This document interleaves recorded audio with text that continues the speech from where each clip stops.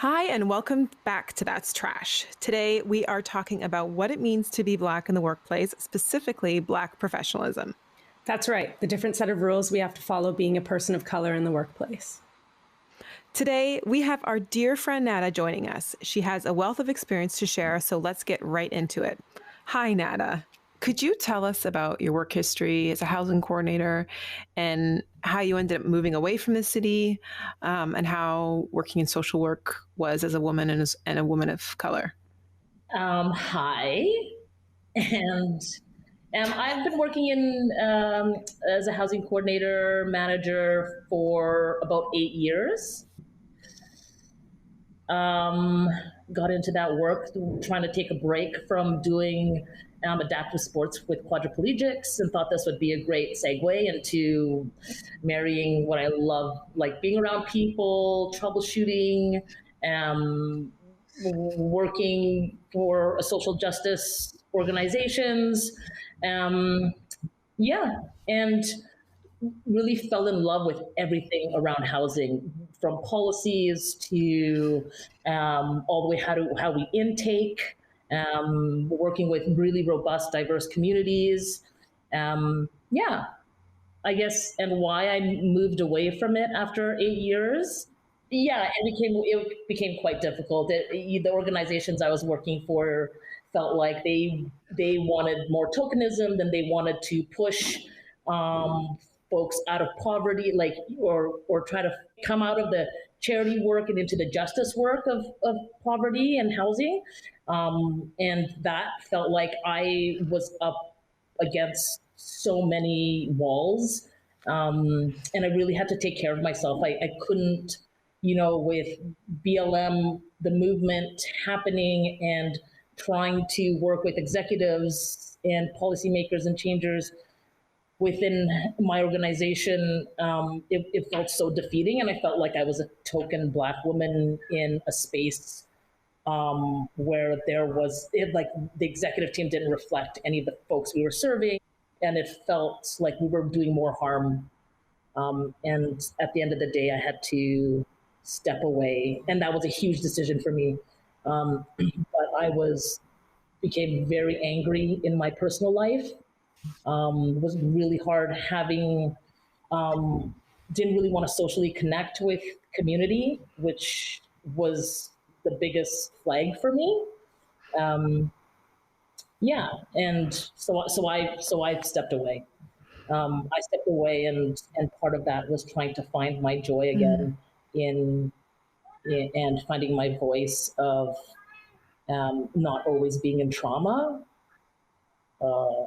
And so this is where I'm now, and it feels great, and the work seems to be a lot different for me.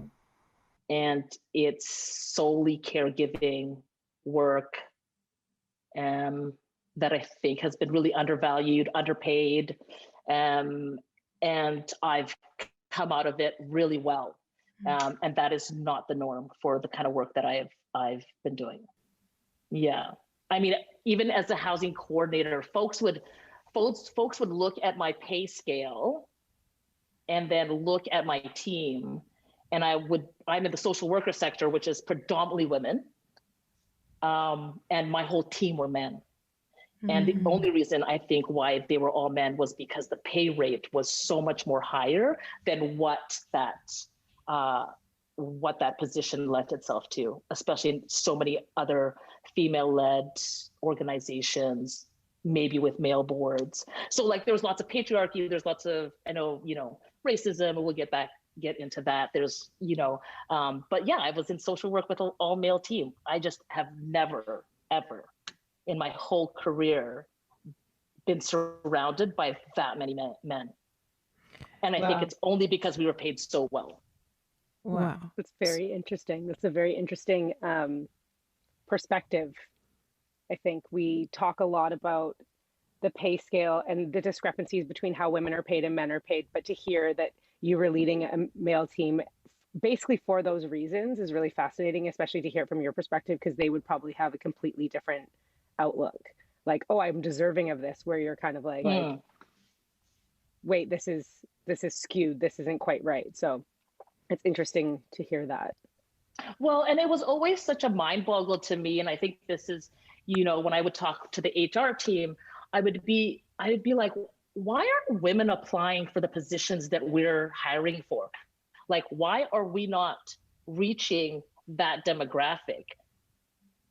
And it would be so weird because I'm like, we're in social work. Like, I don't understand. Like, this is predominantly led by women. Why is it that there's only males applying?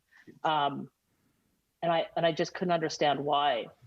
And we had long discussions around it. And I was, that lent itself to part of my burnout, I think, in the sector. Are there some like key things that you think may have impacted why women weren't applying? Like, do you think it was reach? Do you think it was the actual responsibilities of the job? Like, what is your takeaway on that? What do you think? I mean, some of the things that I really tried to, work with the executive team and the HR team was their job descriptions were so riddled with academia. And I was like, I think it's useful. I think that's useful, but I don't think that's the only way to be in this work. And so we had folks, coming out of university. We're hiring folks coming out of university that had, their master's in social work and had never even been in a women's shelter, had never even been in, in a shelter or any kind of affordable housing units, or even had really proximity to, or could be relatable to any of the folks we were serving. And that impacted not only the work, but it also impacted how we talked as a team. And that's where I would be like, oh my gosh, like, do I have to always be the one pointing out that like the language you're using is so divisive and so it was, and like that's what happened, is that I was always the one being the woman of color, being on this team, always pointing it out. And I'm like, I don't want to keep pointing this out. Like, it's not my job to point this out. I'm like, there's an issue here. I've outlined a little bit of what the issue is. Like, why is there, why aren't we reaching out more of like a demographic that kind of emulates who we serve? Like, why is it all men here? Most of the women in our housing is dedicated to women and families or Indigenous women, But where I saw it really play out was that because they didn't have a proximity to those folks, we were bringing in folks and then they weren't able to support them because, then they went straight to the policies. And the policies never worked for Indigenous families. Like, they just, our housing policies never worked for Black folks or Two-Spirit folks or trans folks. So we'd have these, I'd have these other male coordinators being like, well, we've got to go through the residential tenancy board and we've got to evict them because they can't live within the rules. Yeah. Like, they're not made for us. How did you live with feeling that divisiveness? Because first of all, you're Black, you're a woman, and then you are also the person who's speaking up against all these things. So not only do you feel different because of your physical attributes, but you're also different because you're the one who's really driving that train of saying, hey, this doesn't make sense, this language doesn't make sense, and everyone around you is repeating the same thing and not responding well to it. So I can only imagine how that affects your mental health. Oh, it was so hard. And yeah, and it totally, and it's not, I've been in this work for 15 years and I always sought folks who were in this work and how, like, what, like, my question to them was always like, how do you stay in this work so long? Like, how do you not leave this work? It's so hard.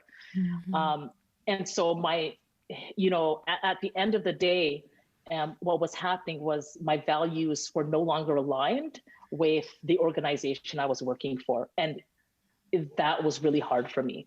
I am like a team player, my whole goal, I love housing. Like people know I love housing. I love everything about housing. And my whole goal was like, okay, let me figure out a way that we could get on the same page because I know that these folks need housing. I know that, there's a population here that we can serve.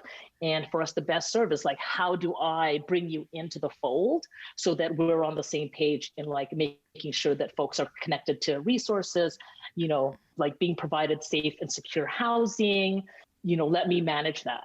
And after a while, like I couldn't bump up against, one of the last things my director ever said to me was, as she's on the phone with me, she said, we're a white organization and we can't tell any other organizations what to do. At that moment, I realized that she didn't see me as a Black person doing this work. And she thought that I was going to push the agenda of a white organization without having put in my lived experiences, or why they hired me in the first place was to connect and provide safe and secure housing for folks. And I realized at that moment that, this is too big for me. Like I cannot do this. What I've been doing is I've been doing it alone, and I cannot be your token, Black woman doing this work for the face of a white organization because you don't want to change. I was like, you don't see, you see, like, I don't, like, you see me representing a white organization, and I saw myself representing an organization that I thought had my back around providing safe and secure housing. But in the end, I think it was, I was what I felt like being used. And I'd been there for about 5 years. And that was really hard for me. That was super, super hard for me. That's interesting, because I feel like, Sideah and I have had our own experiences with things like that in the workplace. And it's interesting that you kind of are talking about it as if it was this like aha moment of like, my value systems are not aligned with this organization anymore. The ethics aren't there. And like, this kind of leads into our next question a little bit. Like, how do you believe that like racism was presenting itself in your particular organization? And maybe it was more in like microaggressions or that type of thing, but how do you think that that was kind of presenting itself on a day-to-day basis? At the end of the day, when I started to pick apart like some of the issues that were holding us back from reaching the population that I would see on downtown East Side, we had a 16-page tenancy agreement, 16 pages. And one of the things that I, would bring to the executive team, I said, 16 pages for folks that I'm encountering that have literacy issues, that have had shitty landlords, their entire housing, and have been in the system. I'm like, we need to do better in trying to figure out how to like scale those kinds of things back, like, can I provide housing and sign and go through some of the necessary documents to sign a lease without having 16 pages. To me, those were like the kinds of things that were, that would present itself, because I knew that folks couldn't sit and read and fill out 16 pages. It would be so hard. So I really tried to be like, can I have a conversation with folks and then assess that? Like, do I need landlord references? It seems ridiculous to me to get landlord references from someone who's struggling with housing. What's the landlord going to tell me that I don't already know? Yeah, that doesn't sound accessible. It sounds archaic in the whole that entire system, because it doesn't make sense. And especially for people who are already in, for lack of a better word, and are already in kind of a desperate situation. Like, we've all been there where you're wanting to get something and you just sign on the dotted line without reading the contract. Like, who reads the agreement to get an account with Instagram? Nobody. So if we don't even have the ability to do that or desire to do that, then what do you expect someone who's in a situation where they just want what we all want, which is a warm place to sleep at night, as if they're going to read that? Exactly. At the end of the day, what I would do is I'd just go out for coffee with someone. I'd be like, just sign here. And the truth is, I house some of the hardest to house folks. People would tell me that. And I'm like, I don't think people are hard to house. I think we have housing that doesn't fit everyone's needs. And I think that's something we should be changing, and And so I never ever wanted to buy into that. One of the other things that like maybe racism trickled into, into my colleagues and and let's just be clear, like I had 11 colleagues, they were all male and they were all white. Yeah. And like no one ever looked at the picture and just kind of seemed like, okay, there's something askew here, but one of the things is, we always had to do training, and there was this wonderful training course that I loved and I took, and it was 5 weeks, and I prayed, like I was raving about it. I went to the executive team. I said, we should all do this training, you could do it at your own time. I mean, 2 of my colleagues started it, and then they said to my director, oh, I didn't have time to finish it. And then that was it. And I was like, oh my gosh. I'm like, I would never be able to go and say like, I didn't finish a course that was like mandatory at that point. Mm-hmm. And I was like, oh gosh, like only these guys could get away with this. Like there's no way I would have ever been able to get away with that. Yeah.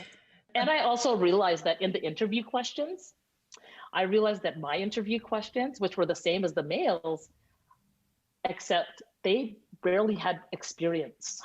Wow.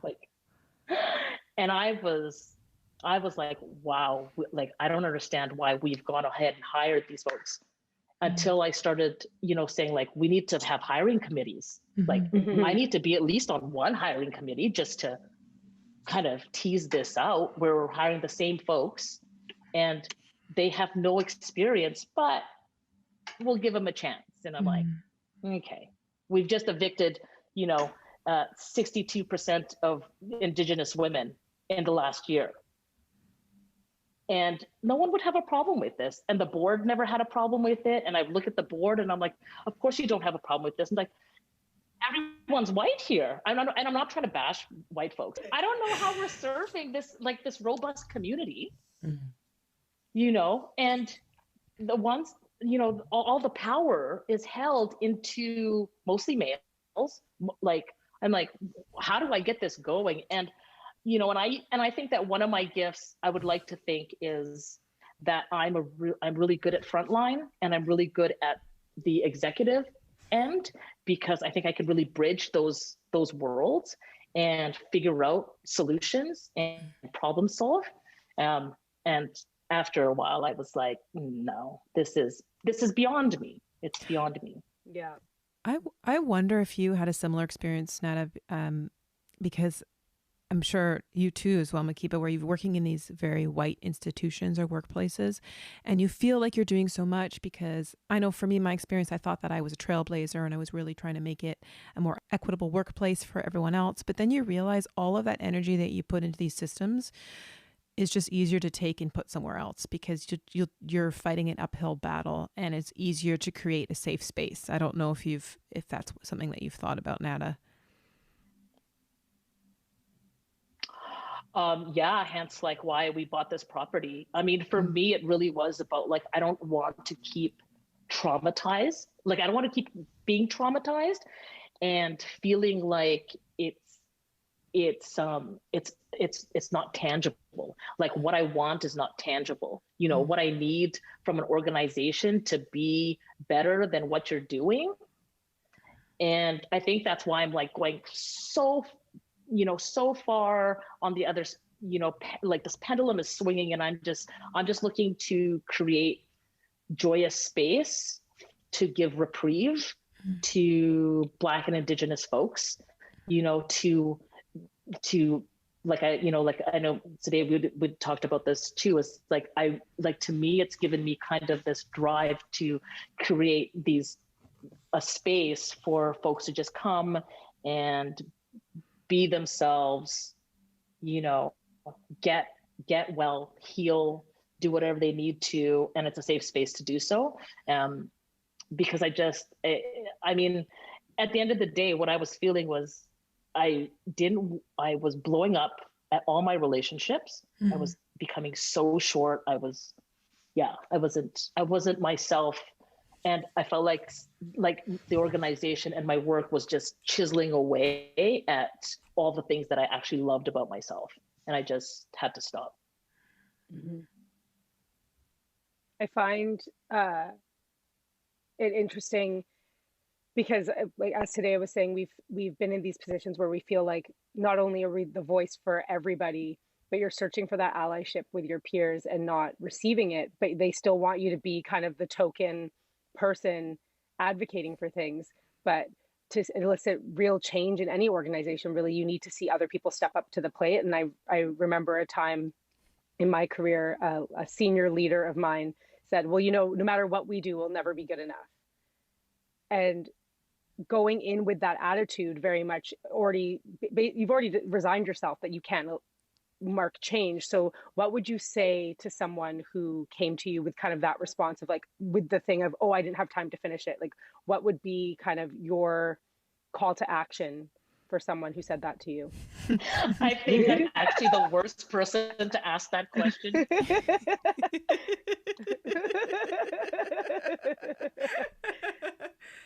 There are no wrong answers. Yeah. I know, and I know there is, and thank you for saying that. I think it's because I didn't answer it properly either. I was like, F this place. And I got out of there running, like top speed. I was like, I can't do anything here. This place is too far gone. So there is no wrong answer. No, and I think it's like I am not at a place to call in because I'm always at that state of calling out. Mm-hmm. Because I've always been the one who has always had to call out because people are just standing around. Mm-hmm.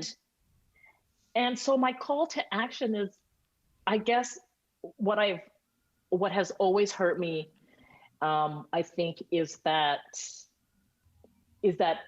feeling of always feeling like you're the only one, like you're alone in a room mm-hmm. full of people. And that is such a lonely place mm-hmm. that I guess that's what you were saying, Mahkeebah. It's like, even if you get it wrong, do say something. Yeah. Because I'm not getting it right. I mean, yeah. But I know that, you get triggered, your safety is first impacted, and then it's a free for all for me. Yeah. Yeah. And only in my professional life have I never used my voice the way I've wanted to use my voice. It has always been about trying to cater to the feelings of the folks around me. Mm-hmm. who had the most power, and trying to navigate that was always it was always such a lonely thing to do.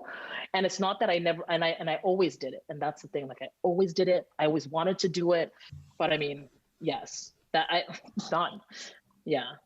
Yeah. I just wish folks would just say it, mm-hmm. do it, say it. Yeah.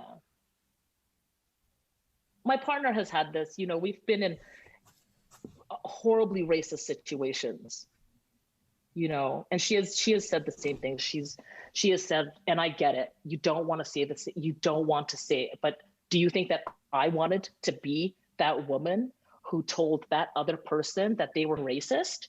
You think I wanted to be that person out in public?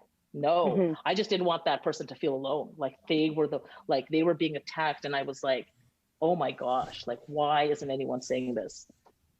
Well, I think part of it comes from, like, I mean, I always joke that I'm kind of the bulldog of my friends. That's like I see something and I'm like, do better. Like, don't do that. Da, da, da, da. And I think when in my personal life, I have no problem with doing that. But sometimes in my professional life, I have an issue. And I've thought that maybe it was because of some of the values my parents instilled in me at a really young age, especially being like a first generation Canadian child of immigrants. Like, my mom's from the UK, my father's from the Caribbean.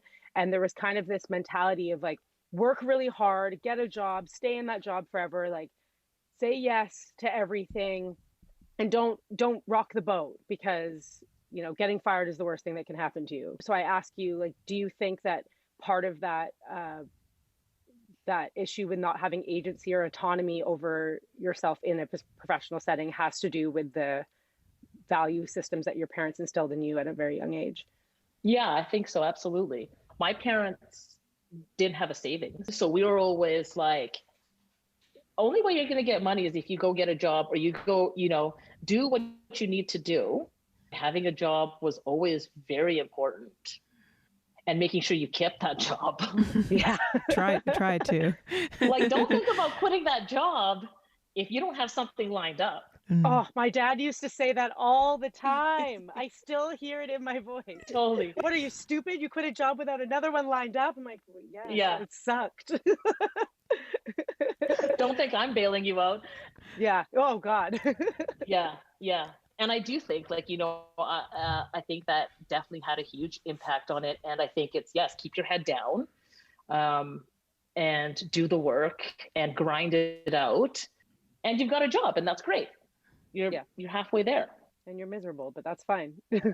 And you're miserable. Like, you're miserable, but you like hate everyone. Oh. Yeah. It's downhill from there. I have a question, Nada. Thinking about your experience in your last workplace and seeing how much has changed over the last year with how the Black Lives Movement has sort of stirred people up, I'll say that. What do you have a wish for racialized people in the workplace? What would you like to see change in a perfect world? Yeah, that's a good question. In a perfect world, I'd like to see racialized folks get paid really well and be valued for the experiences that they bring, not just, just check marking a box. First and foremost, I'd really like them to get paid really well, really, really well, Yeah. Me too. Yeah. And specifically me. Like, it's just so difficult to see this. The patriarchy has done us a number, right? Like, it's just incredible that what we value and what we pay for, in the terms of the care and the support and the work that is out there. And, this pandemic, and I think Black Lives Matter, and, has really kind of shown us that we're valuing so many of the wrong things. For me, it's about, I read this the other day, detask the police. For me, like, that is so huge. I'm like, being in housing lent itself to, for me, trying to work with the agencies, police agencies, and the first responder agencies, and how disappointed I was in how those systems just are so useless sometimes in the care and support you need on the ground in order to keep people safe. Like, detasking the police, I'm all for. I witnessed so many things that were so atrocious, and I'm actually surprised that I stayed in for as long as I did. And it was awful. It was awful. Yeah, hearing those stories, I think, over the years, it's counterintuitive. Like, who are you supposed to call if the people you call for help actually escalate the situation and make it worse? And I'm by no means saying that we don't need them at all, because obviously, like, we can't just live in this like lawless, crazy Lord of the Flies scenario. But there needs to be, like, these tax dollars being put to the actual organizations, like the organization you were working for, that so they can do their jobs correctly and make it so that these people don't have to resort to situations where the police are called and it gets escalated into something much bigger than it needs to be. So I agree with you there that, we haven't been doing it right. No, and for the amount of times that I would ask BPD to leave my office was astounding. How they would try and infringe on people's rights was just incredible to me, incredible. And I had no problems telling them to leave my office, or they could use the buzzer. or, but just because I was the landlord, they would always impose that I should be helping them, making sure that the tenants were safe. And I was like, you do not make people feel safe. I'm like, the majority of the folks living here, no, I don't think so. And I would get into these arguments with them, but I was always very good about getting out of my desk, walking to the door, just opening the door, and then pushing them out. But and I think there's a place and purpose. I think it was difficult for me to again be in that conversation with law enforcement. Definitely. Yeah. I want to touch back on something you said earlier in our conversation, because I just remembered it. When you were talking about, particularly with the job applications that you would get, or the way that human resources would advertise the job, they were really academia focused. And this is a conversation that I've had a lot with people, because I think a lot of us have learned that you can go to school for years and not actually have the tangible skills to do the job. And I want to know, in your past career, now that you're retired, what do you think are like some of the key qualities of like a successful applicant in your work, or really any workplace? Yeah, I think it's about like, my favorite candidates have always been out of just conversation, because I think when you're, and this is what I used to do with tenants too, to get a better sense of someone, like for me, it would be walking and talking, walking in the neighborhoods, and, folks would share stories. And that to me really it really lent itself to me understanding that folks felt really connected to, their surroundings, their environment. So I have no doubt that, we need the post-secondary folks. Like we do. We need we need folks on all levels. I would have liked to have seen a lot more folks on the board and on HR and all the sectors of our organization be reflective of the community that we were not only hiring for, but who we were serving. Mm-hmm. And I think that's where it really fell short, is because not only was our job description really riddled with, all the certificates and the masters that you needed in order to what they thought did this work. It was because everyone that was on the board or in that organization didn't look like anybody that we were serving. Mm-hmm. I mean, a fraction of those folks. Mm-hmm. And so I think that's what would have lent itself, I think, more to a kind of a way to look at the job description in a different way. Like what we were looking for. I think I would have looked for more folks who, I don't know, volunteered at a lot of places that were different, or sometimes we have this thing where everyone has to be at a job for 4 years or 5 years, but my favorite people were the folks that had every year they were kind of changing these jobs, and they weren't leaving them for other reasons than, something else. Like this kind of triggered something else for me, and I wanted to go into this direction. Mm-hmm. I mean, I liked it when people were pivoting and adapting, in their careers. It for me, it really lent itself to okay, maybe they had, other folks would look at that and be like, oh, okay, maybe they didn't, they weren't very good team players, or, but I think with that in conversation, I thought you could get a more robust candidate. Mm-hmm. Definitely. So now that you're on your trajectory, Nada, what's your dream job? Yeah, that's a good question. I don't know, because I'm really enjoying this joy thing, this joy, just being joyous. I've always loved working with people and I do love being in the social worker sector. Yeah. And so I think when I think about my dream job, it's, before I was in housing, I did adaptive sports for quadriplegics. So I did mountain biking and downhill mountain biking and rock climbing. So I've always loved the outdoors. Mm. Also, people who know me know that I don't like hiking. So that's going to sound, so conflicting.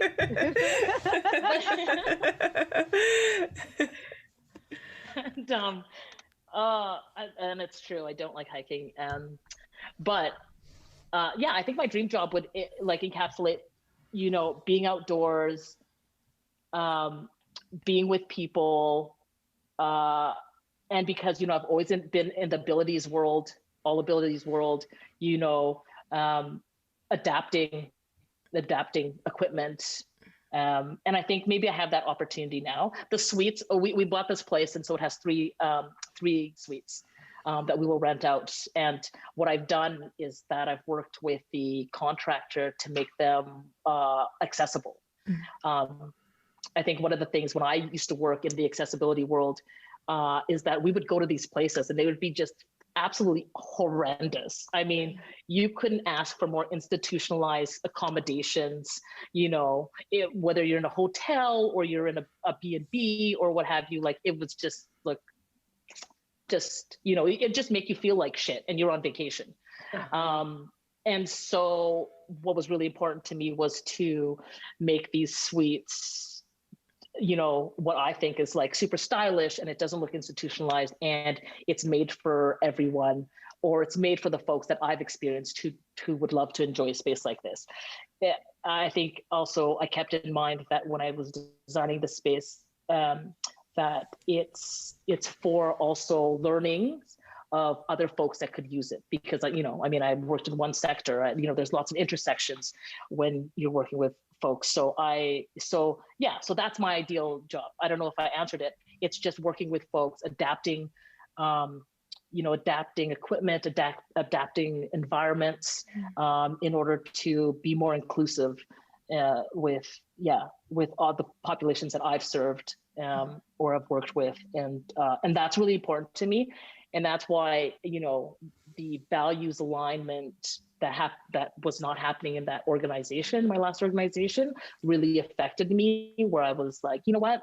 I'm not going to maximize my fears and minimize my resources. I'm really going to look at my resources and see how I can be more of myself in the work that I'm doing. And I think this is part of what the healing process looks like for me, from having to step away from a work that I really loved. Yeah, that's amazing. And I think that has been a really big turning point in my healing process, is being okay with that being what my focus is, or that, what I'm doing, or that I'm just not doing anything. So I'm really just trying to take my time. I moved to a small town, and my friends keep asking me, like, have you met friends? And I'm like, I'm so hesitant in meeting people because I'm not strong enough right now to get into the conversations of trying to figure out who you are and how you locate me in, with the color of my skin, with me being a queer female, so I'm like really, really taking my time, and that's where I'm just kind of, I don't need to meet lots of folks right now in a small town. I will say the story the other day, because I've also started gardening. We have a long driveway, and I'm out there. I have my slides on with white socks on. Like, this is what I've become now. White shorts. I've got the dogs in tow, and I'm like shoveling dirt in the driveway in my wheelbarrow. And this woman drives up, and she has her window rolled up, and she's yelling at me through the window. And I'm like, hi, how you doing? I'm like, how can I help you? And she didn't roll down her window, and she's just like, where's the florist? And I'm like, can you roll down your window? I'm like, I can't hear you. And she was just like, she rolled it down like that much. Oh no. And I was like, you know what? You're on my property. I didn't answer any of her questions. I just started shoveling my dirt because I didn't want to have to be like, get off my property, what I think is a racist, thing that's happening here. And so I just started shoveling my dirt. The dogs were running around. She was just staring at me. And then I was like, took my wheelbarrow to the other side of the yard, started planting my garden. And she was just in the park. I just left her there. I was like, what did you think you were going to do? I have no idea, but this is what I did not want to do. I did not want to be nice or cater to someone who was intruding on my space. I was like, no, I'm like, I can't even bother with trying to figure out how you're feeling or what's going on for you. So I don't have the answers for you. So I just carried on with my morning. And then when I told my partner later on, she's just like, why didn't you kick her off the property? And I was like, oh, I'm not battling people. I'm like, people are not going to get me to be who they think I am. So I'm not going to fight with people. I'm not going to argue. I'm not going to even try to cater to your racist ways.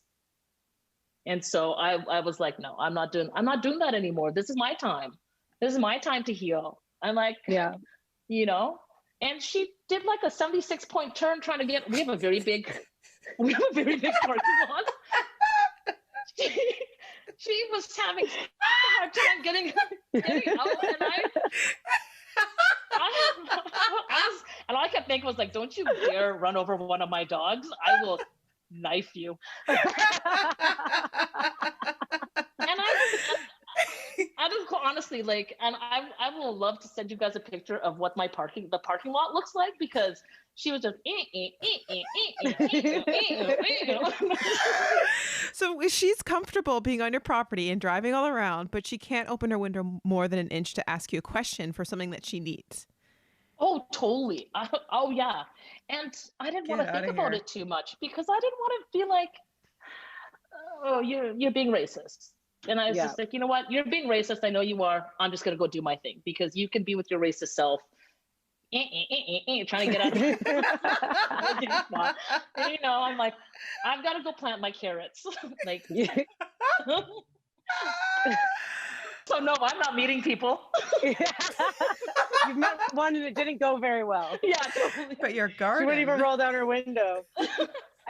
I'm glad you told us that story, because it kind of leads into this next question I want to ask you about, do you feel you have to moderate your behavior at work or otherwise because of your race and the expected like perceptions of you because, well, being a woman of color, a Black woman specifically?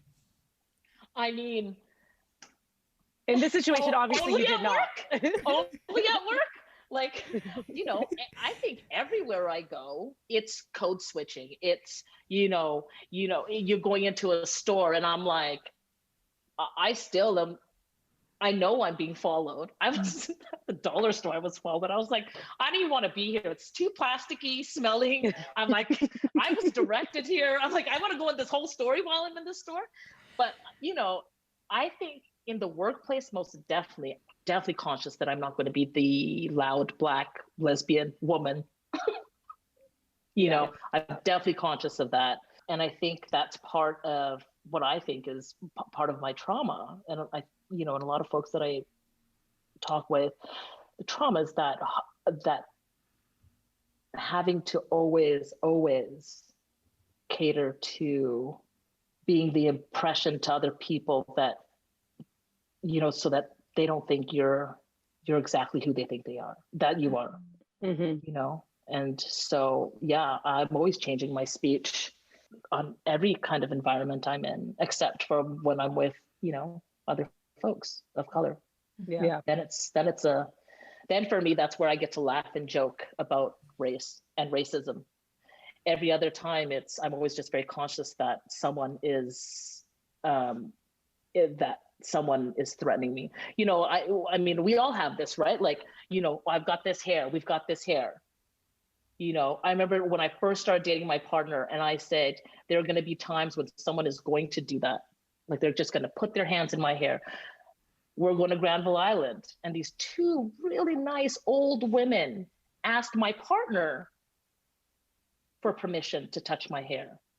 And in the middle of that, they put their hands in my hair. And I'm also like a bit of a germaphobe. Like, I don't want your nasty hands in my hair ever or my body. But yes, that would happen. And I'd be like, what? And so I really try to, I change my speech all the time when encountering, because I always feel like physically someone's going to do something. Mm-hmm. Whether it's like out of niceness, like, oh, I want to touch the texture of your hair, or, or they're aggressively using words to harm me. It's this mentality that when you call out someone's racist behavior or their microaggressions or whatever, the act of calling it out and saying that was racist, please don't do that, or that makes me uncomfortable because of the racist undertones or whatever, the attitude is like, what? I'm not a racist, as if it's the most offensive thing you could possibly say to someone, as opposed to it being an opportunity to learn, grow, and be more respectful of your boundaries. So it's, like you said, with the code switching, I feel like we're constantly tiptoeing around, placating this like agenda of this system that's by design meant to oppress everybody. And tiptoeing around that to just exist comfortably in the world without like pushback or drama or being perceived as something that the narrative has been written that has nothing to do with you. Yeah, exactly. Mm-hmm. Yeah. And this is an experience this made me think of, but I remember when I first started working in the restaurant industry years and years and years ago, they had some pejorative for me as a nickname, and I just laughed and went along with it. I didn't even say anything because I was new. There was all the pressure of being a new server. And I still remember laughing with them to make them feel comfortable about it. It's just... Yeah. I'll never forget the time a guy that both Sideah and I worked with went in blackface for Halloween. And in a as an African man, got full body painted in all black, wore like some cloak thing and some big gold necklace and whatever, and insisted on getting a photo with me and being like, look, I'm darker than you, and be like posing for the photo and be like, this is hilarious. But inside I was just like dying. This person now obviously I should say obviously because it's not so obvious, but this person now has is horrified at their behavior. But I mean, this was like 10 years ago, so which isn't that long ago, but it was so accepted for me to be in these situations where I was expected to just go with the flow. And if I had spoken out against it, it'd be like, oh, Mahkeebah's being aggressive, or Mahkeebah's being sassy, or like typical Mahkeebah has a bad attitude about, has a bad attitude about this. But it's like, I was put in a situation where I was incredibly uncomfortable. I didn't feel safe. And I was surrounded by all these people who thought it was hilarious. And I didn't want to be insecure too insecure to speak up for myself and be like, guys, this isn't okay. Why did you ever think this was okay? Yeah. And I feel like we're constantly put in those situations. And it's like, when can we be in a position where we can actually say, you know what, I'm uncomfortable with this. Please stop, and get the response of, you know what, you're right. I'm sorry. Whether they agree with us or not, you have to validate how people feel. Yeah, I longed for that day where for me, I'm turning 45 this year, and like this is the time, this is the decade where I'm finding my voice. Yeah, I'm so annoyed.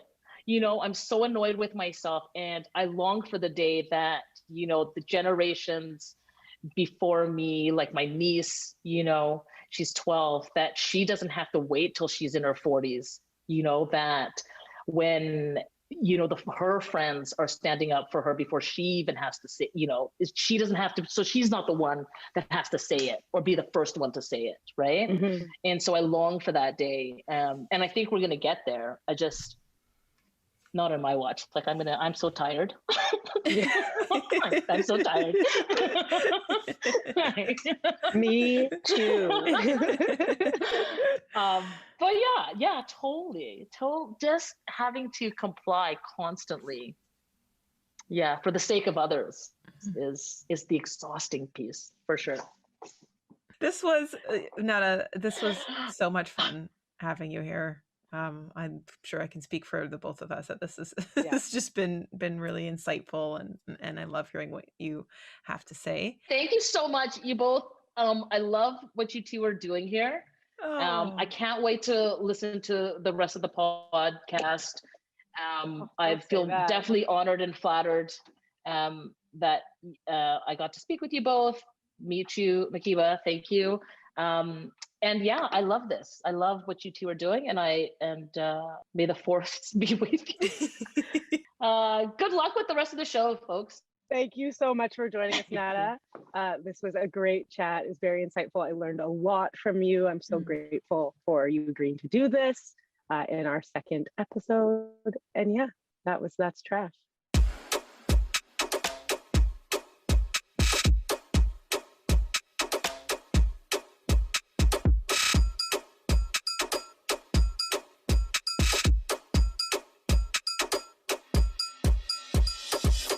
That's Trash would like to honor and recognize that this episode was recorded on the traditional, ancestral, and unceded territory of the Coast Salish, Squamish, Tsleil-Waututh, and Musqueam nations. We would also like to thank Jessica Gibson at the National Screen Institute of Canada and our mentor, Kim Ann Wilson, for their support with this project.